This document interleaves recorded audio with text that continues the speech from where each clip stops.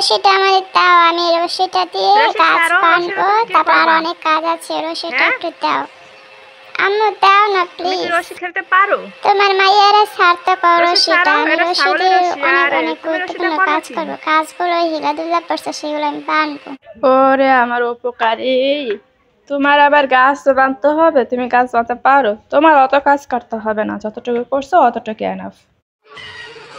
আমার অনেক কাজ করতে হবে, শুধু শুধু রশিটা নিয়ে করতেছো। আমি কাজ করতে পারি আর না পারি তুমি জানো। রশিটা করবে কি তুমি? রশি খেলবে কেন? ছোট আবার খালি রশিটা নিয়ে আমার সাথে তেড়েমেড়ি করছে। এই রশিটা দিয়ে আমার কত বড় কাজ আছে। আমার হাত দিয়ে করো না তো, আমার কাজ আছে। আবার আমার হাতে হাত দাও, এটা কিন্তু কেমন মানে? আবারই করো শুধু শুধু। যেমনি করো সেটা আমার নিতে হবে, যেমনি করো সেটা আমার পটা নিতে হবে। এই রশিটা নিয়ে এই মাইয়াটার লেগে আমি কোনো কাজ করে শান্তি পাই না। এই মাইয়াটার জন্য আমি কোথাও থেকে শান্তি পাই না। কি দিয়ে যে কি করবো, কতবার কইতেছি রশিটা দিতে, তাও দেন। একবার হাত পেছনে আমার মেজাজটা গরম করে।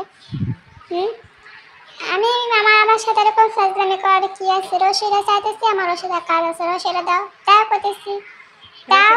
হাত ছাড়ো, আবার হাতে ধরেছে, হাত ছাড়ো বলছি, দাও রশিটা দাও। আমার তো এরকম আমার রশিটা দিয়ে দিতে ভীষণ ইম্পর্টেন্ট কাজ আছে।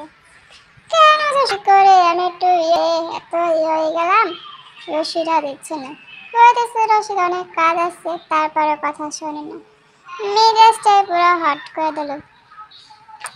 রশিটা দিয়ে কত ইম্পর্টেন্ট আমার দরকার আছে, যেমন হোক এই রশি দিয়ে তোমার একদম বানানো খুঁজছি, তখন কইছো আমার কথা। খালি পাকনামি আর পাকনামি, ভালো লাগে না এত ই করা। এই রশি দিয়ে এই ফুল দিয়ে আমার ভালোবাসা দেখাতে হবে না, সরো, আমার ফুল দেওয়া লাগবে না, যত সব।